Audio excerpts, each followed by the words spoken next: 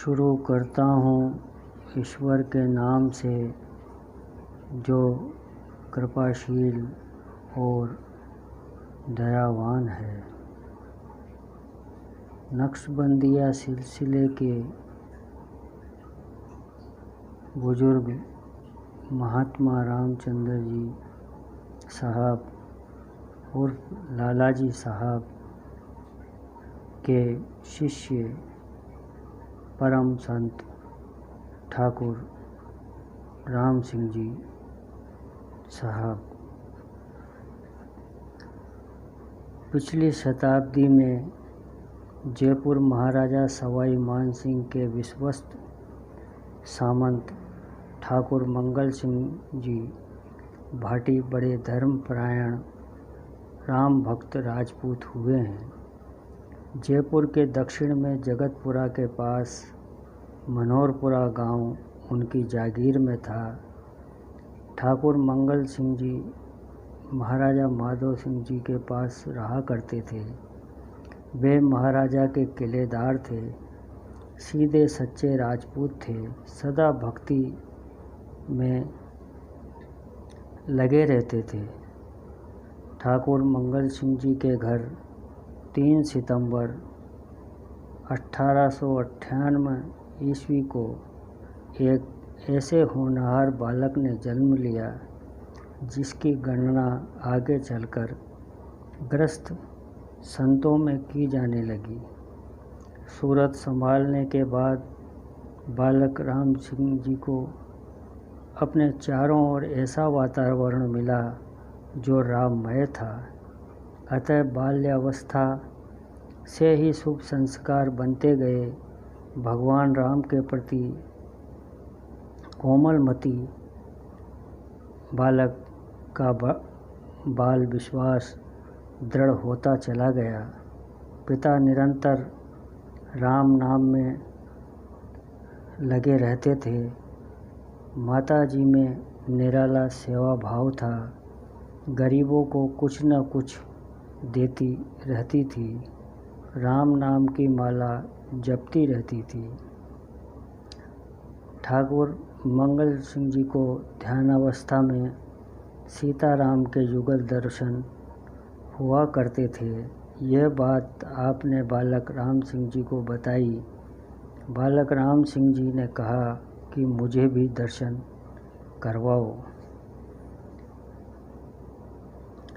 बालक में तब से ही जिज्ञासा जागृत हो गई। उसकी वृत्ति राम की ओर मुड़ गई।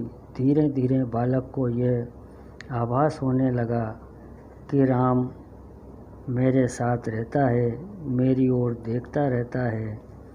अपने पूज्य पिता की भांति वह भी राम भक्त बन गए।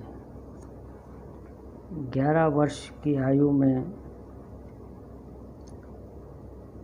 उन दिनों एक स्कूल चांदपोल बाजार जयपुर में रामचंद्र जी के मंदिर में चलता था। बालक राम सिंह ने इस देवालय में 5 वर्ष तक शिक्षा ग्रहण की। बालक राम सिंह को अपनी अभिलाषा के अनुकूल देवालय में स्थित विद्यालय में भक्ति भाव भरा वातावरण मिल गया। भगवान राम के इस विशाल मंदिर में युगल दर्शन दूर से होते हैं। पुरुषोत्तम राम के प्रति बालक राम की प्रीति निरंतर 5 वर्ष तक पोषण पाती रही।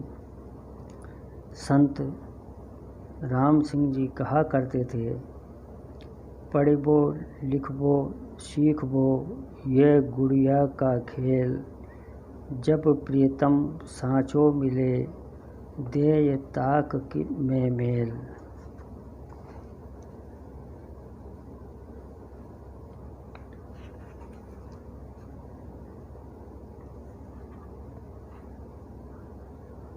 उन दिनों देश पराधीन था।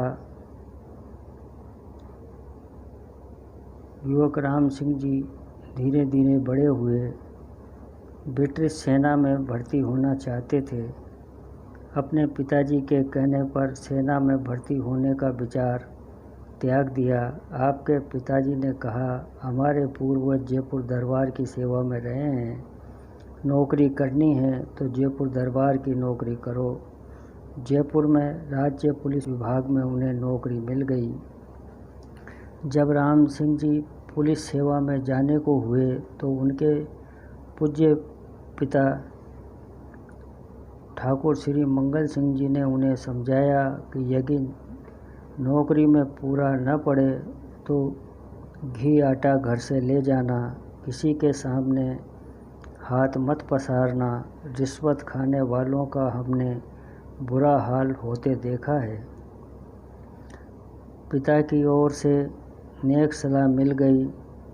राम सिंह जी ने इस बात की गांठ बांध ली, कभी किसी के सामने हाथ नहीं पसारा, पराये पैसे को कभी स्पर्श नहीं किया, पराया अन्न कभी ग्रहण नहीं किया। वह प्याऊ पर भी पैसा देकर पानी पीते थे। एक पुलिस थानेदार जो निकट के रिश्तेदार थे, थानेदार साहब ने बातों बातों में आपके पिताजी से पूछा कि राम सिंह कुछ ऊपर की कमाई भी करता है या नहीं। आपके पिताजी ने उत्तर दिया कि वह तो एक पैसा भी नहीं लेता।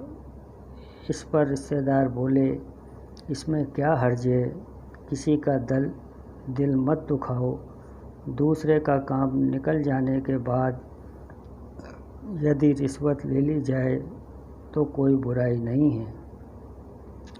पिता ने पुत्र को बुलाया और कहा, थानेदार साहब क्या कह रहे हैं, इनकी बात सुनो। थानेदार ने वही बात दोहराई। यह सुनकर राम सिंह जी कहने लगे, आप क्या फरमा रहे हैं? दो आँखों वाले से तो मैं डरूं और 1000 आँखों वाले से न डरूं। कोई भी नहीं देखता है तो राम तो देख रहा है। यह सुनकर आपके पिताजी को बड़ी प्रसन्नता हुई।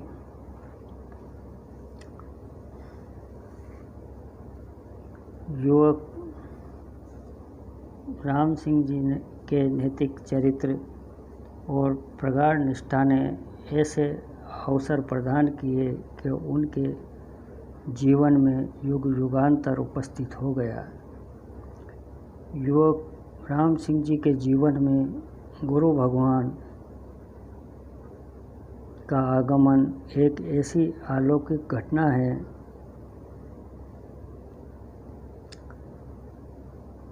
मुग़ल सम्राट औरंगजेब के समय में एक महान सूफी संत पैदा हुए जिन्होंने सूफी साधना को नई दिशा दी। वे सूफी संत थे मिर्ज़ा महजर जान जाना साहब ने सूफी धर्म साधना के प्रति उदार दृष्टिकोण विकसित किया और उसे मानव धर्म का रूप दिया। वे मानव मात्र के लिए धर्म जगत में एक नया मार्ग प्रशस्त कर गए।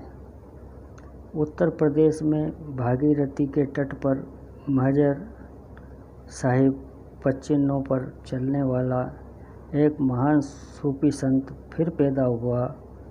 वे खाली समय में बकरियां चराते थे और गांव के बच्चों को पढ़ाया करते थे।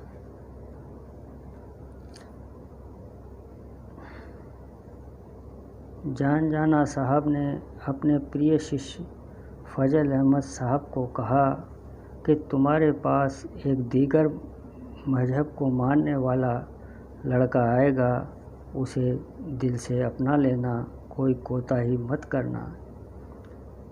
हजरत महजर जाना की भांति शाह फजल अहमद साहब ने महान उदारता का परिचय दिया।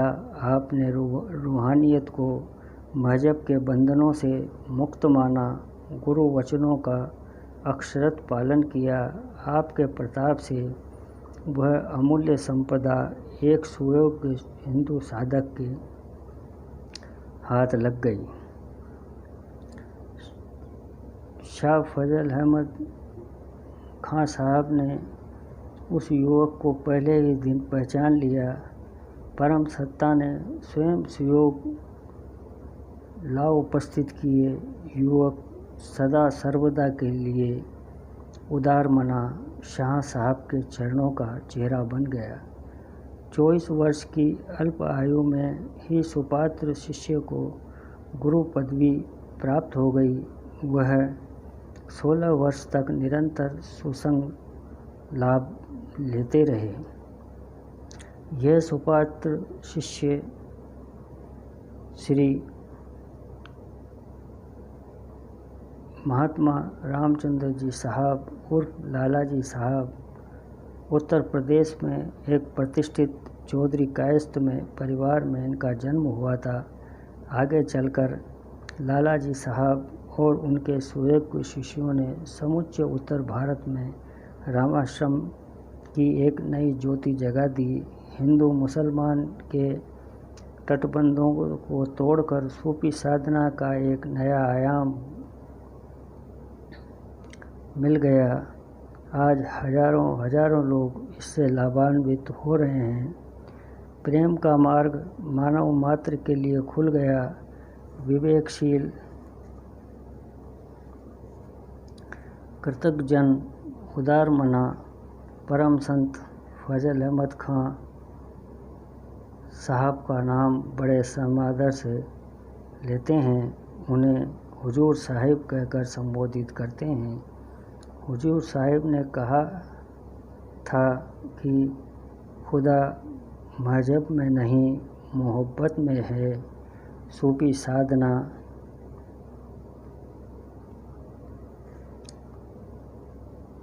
के लिए मजहब ही ताबेदार नहीं है। महात्मा रामचंद्र जी ने अपने जीवन काल में इसे चरितार्थ कर दिखाया। हुजूर साहब के प्यारे शिष्य महात्मा रामचंद्र जी साहब हमारे संत थानेदार यानी परम पूज्य ठाकुर साहब के गुरु भगवान हैं। गुरु भगवान राजस्थान में आकर अपने प्रिय शिष्य राम सिंह जी से किस प्रकार मिले, यह अपने आप में एक रोचक प्रसंग है। आरंभ के वर्षों में Ram Singh ji Jaipur railway station police में काम किया करते थे। एक रेलवे कर्मचारी कृष्णचंद जी भार्गव साहब ये सुनकर बड़े प्रभावित हुए। वे रेवाड़ी के रहने वाले थे और महात्मा रामचंद्र जी के शिष्यों में से थे। राम सिंह जी से मिलकर भार्गव साहब को बड़ी प्रसन्नता हुई। समान विचार धारा होने के कारण दोनों में स्नेह बढ़ता चला गया। एक दिन सज्जन भार्गव साहब ने पूछा, आपका कोई गुरु है या नहीं? राम सिंह जी ने बताया कि जिस किसी से कोई बात सीखने को मिल जाए उसे ही गुरु मान लेता हूँ। इस पर भार्गव साहब ने कहा कि यह बात और है, सतगुरु की बात दूसरी है। मेरे तो बड़े समर्थ सतगुरु हैं। भार्गव साहब ने अपने गुरुदेव का परिचय दिया और दूसरे दिन पूज्य लाला जी साहब का एक फ़ोटो राम सिंह जी को सौंप दिया। राम सिंह जी ने उस फ़ोटो को अपने टेबल पर सामने रख लिया। वे फ़ोटो को निहारते रहते। तब से ही फैज़ आने लगा। जब लेटते वही तसव्वुर, अजीब मस्ती छा गई। युवक राम सिंह जी ने पूज्य लालाजी साहब को एक पत्र में लिखा कि मेरा इरादा में से मेरे जम सीखने का है।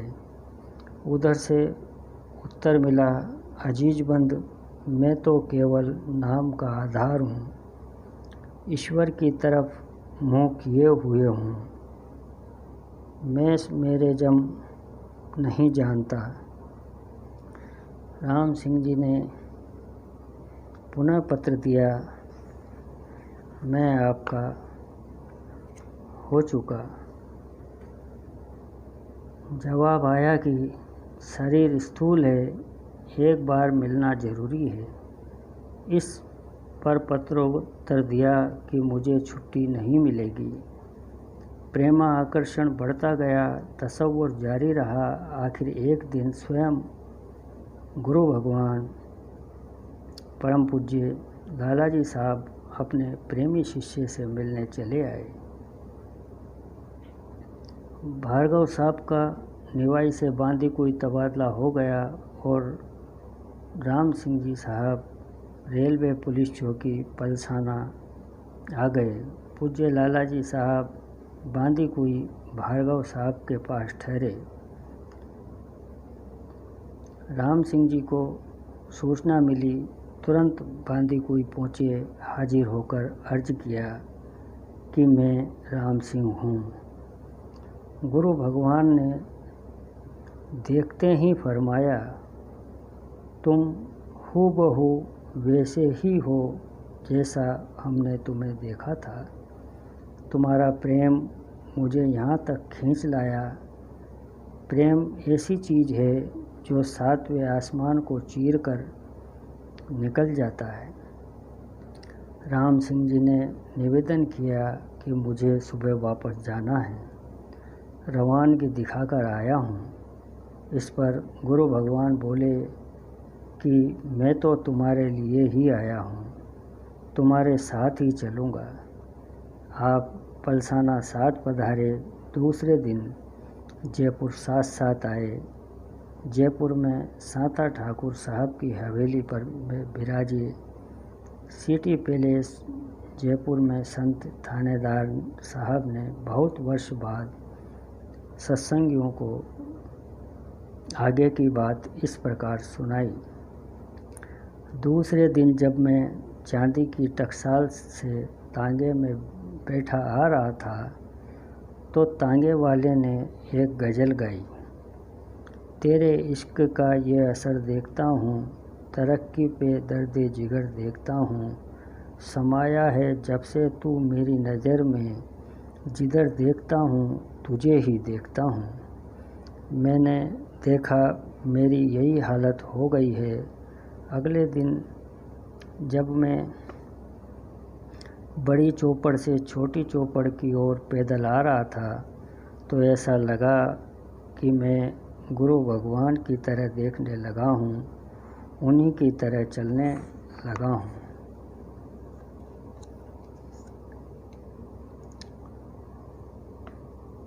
जब गुरु भगवान जयपुर से अजमेर पधारने लगे तो आपने रेलगाड़ी में एक गुलाब का गुलदस्ता भेंट किया। इस पर आपने फरमाया, तुम्हारा यश गुलाब के फूल की सुगंध की तरह फैल जाएगा। कबीर साहब की भांति राम सिंह जी के भी सागर में गोता लगाते ही हीरा हाथ लग गया। समर्थ गुरु ने आ संभाला। पुलिस सेवा में रहते हुए व्यवहारिक जीवन में भाटी राम सिंह जी को पग पग पर संघर्ष करना पड़ा।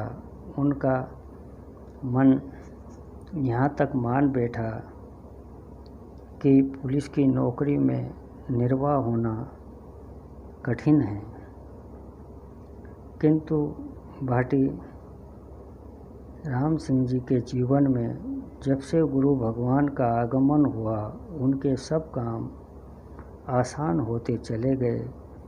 गुरु कृपा से परमार्थ के भंडार भर गए। सबसे बढ़कर बात ये रही कि एक कलश सोमरस पीकर भी उसे जचा पचा गए। दुनिया में रहकर पूरे दुनियादार बने रहे, सब कुछ जानकर भी अनजान बने रहे, सब कुछ पाकर भी सामान्य बने रहे।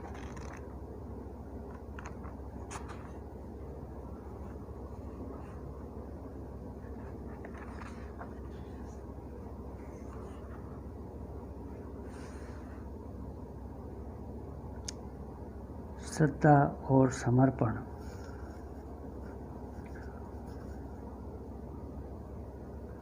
तन भी तेरा, मन भी तेरा, तेरा पिंड अरु प्राण, सब कुछ तेरा, तू है मेरा, यह दादू का ज्ञान। संत राम सिंह जी के हृदय में अपने गुरु भगवान के प्रति अगाध प्रेम था। गुरु भगवान के प्रति अटूट श्रद्धा, पूर्ण समर्पण से भावित उनका मन सदा गुरु के शीश चरणों में लगा रहता था। गुरु भगवान उनके जीवनाधार बन गए थे।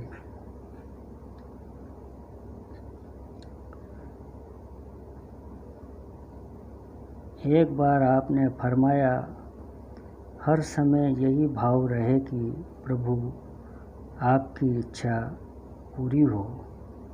राजी व रजा रहना सबसे बड़ी इबादत है।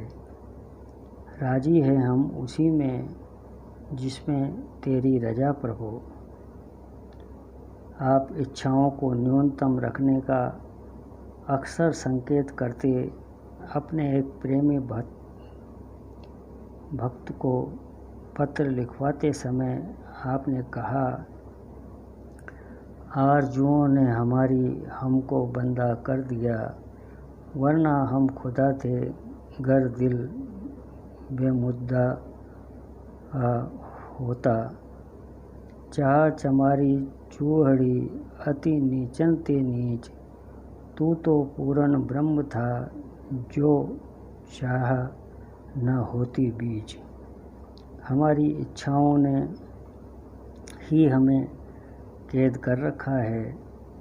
एक अन्य अवसर पर आपने राग द्वेष को कम करते चले जाने की ओर इशारा करते हुए आपने फरमाया, हमें रग़बत और नफ़रत यानी राग और द्वेष से बचना चाहिए, यही हमें भटका रहे हैं। एक दिन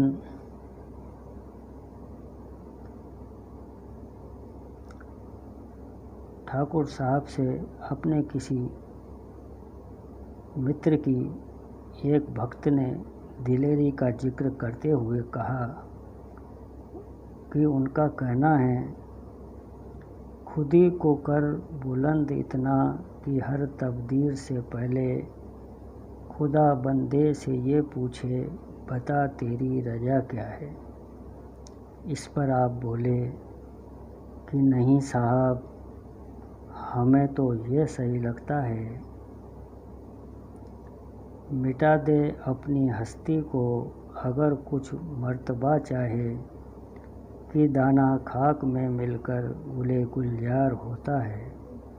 आपा विसर्जित होने पर सभी कुछ हो जाता है। अपने गुरु भगवान के प्रति कितना समर्पण था, कितना अलौकिक स्नेह संबंध था, उसका अनुमान लगाना कठिन है।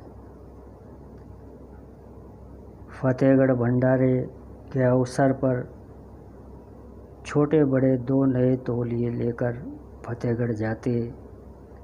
तौलिए से समाधि मंदिर की सफाई करते,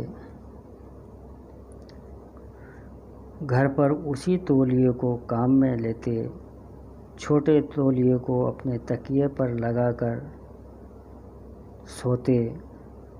तौलिए पर सिर टेक कर सोते, मानो गुरु भगवान की गोद में सो रहे हों। जब तौलिया फट जाता तो उसकी रस्सी बना लेते, उस रस्सी पर अपने कपड़े सुखाते। संत राम सिंह जी ने भगवान के भरोसे जीना सीख लिया था। सिटी पैलेस के पावन प्रकोष्ठ में पैर देते ही प्रेम की बौछार आरंभ हो जाती। जो एक बार इस घेरे में आ जाता, वह जीवन के लिए इस सुखद सुयोग को कभी नहीं भूल पाया। जीवन की अविस्मरणीय घटना बनकर रह जाती। ऐसे अनेक लोग मिले जो उनकी एक एक झलक पाते ही उनके अपने हो गए। वह निराला संत नितांत एकांत में बैठा अपने गुरु भगवान के भरोसे अपना जीवन जी रहा था। अपने आप में पूर्ण संतुष्ट, किसी से कोई अपेक्षा नहीं, एक रस और आनंद में निर्मग्न।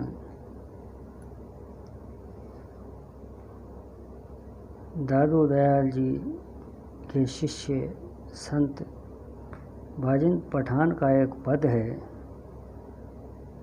रजा तिहारी राम जी क्या मेरा सारा, राखे क्यों रह जाएगा बाजिंद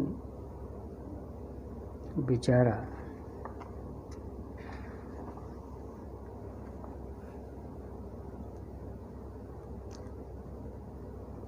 पूजा के बाद आप कभी कभी विश्राम करने लगे, कभी नेत्र मूंद लेते, कभी खोल देते। थोड़ी देर में अचानक उठ बैठे, दिल खोलकर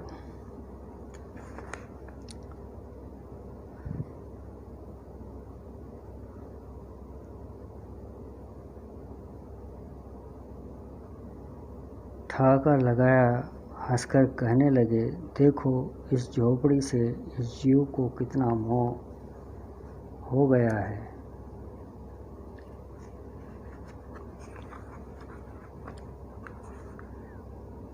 बुढ़ापे में शरीर शीतल हो जाता है, इंद्रियां जवाब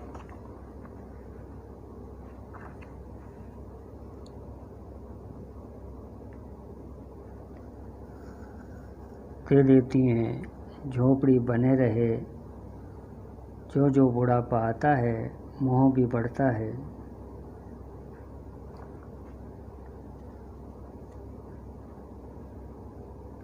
अंतिम दिनों में आपको मरणांत तक कष्ट रहे, आपकी वेदना असहज थी। ऐसा प्रतीत होता था कि आप अपने भक्तों के कष्ट और संस्कार अपने शरीर पर लेकर भोगते रहे। आपको इच्छा मृत्यु प्राप्त थी। ऐसा विश्वास था कि आप उत्तरायण में शरीर छोड़ेंगे।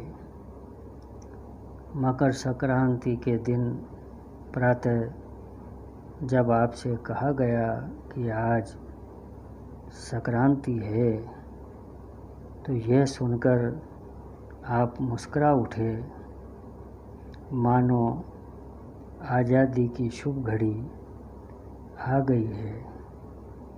दिन भर सत्संगी भाइयों का तांता लगा रहा। आप भावी कष्ट में भी सबका अभिवादन करते रहे और कृपा वर्षा से नहला देते। अंतिम समय आप पर परम शांत थे, मानो गुरु सत्ता ने आपको पूर्णतः आत्मसात कर लिया हो। अल्पक नेत्रों से आप घंटों क्षितिज को निहारते रहे। चारों ओर सघन फेज वर्षा चलती रही। उस समय सेवा में उपस्थित भक्तों के लिए होश में रहना बड़ा मुश्किल था।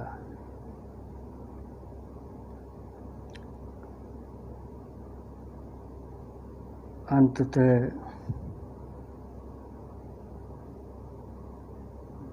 परम संत ठाकुर साहब ने दिनांक 14 जनवरी 1971 को मकर संक्रांति के दिन रात लगभग 2:15 बजे अपने पार्थिव शरीर से विदा ली। उस समय ऐसा लगा मानो सारे अंतरिक्ष में अमृत ढुलक गया हो। उनको विधेय होने से साथ मानो उपस्थित भक्त भी विधेय हो गए हों, वे सब में समा गए हों। अधिक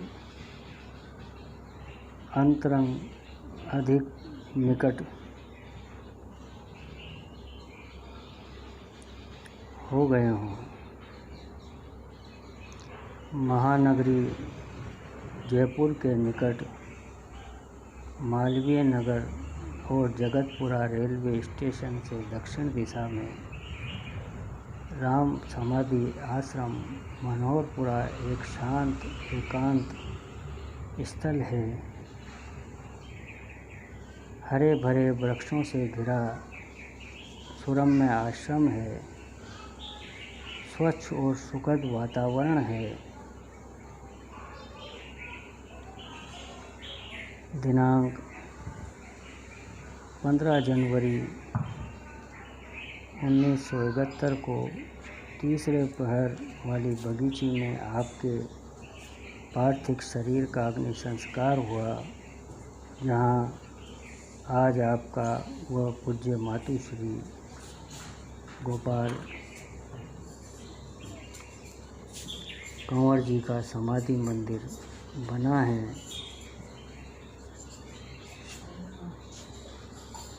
आश्रम के मध्य भाग में संत थानेदार का श्वेत संगमरमर से निर्मित भव्य समाधि मंदिर है।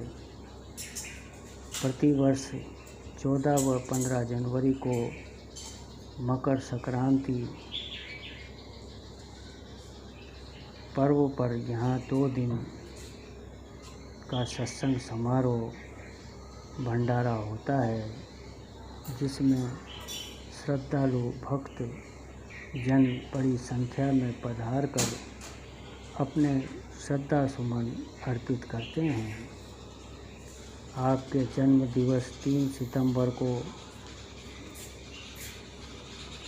और अन्य अवसरों पर भी यहाँ सत्संग समारोह मनाए जाते हैं, जिसमें भाग लेकर सत्संगी बंधु नई प्रेरणा, आध्यात्मिक लाभ उठाते हैं। परम पूज्य ठाकुर साहब कहा करते थे, अभी तो मैं इस पिंजरे में कैद हूँ, जब आज़ाद हो जाऊँगा तो विराट हो जाऊँगा। ठाकुर साहब अब भौतिक शरीर में नहीं हैं, किंतु उनका चिन्मय स्वरूप हमारे हृदय में विराजमान है। वह नित्य निकट हैं, हमें प्रेरित और अनुप्राणित करते हैं।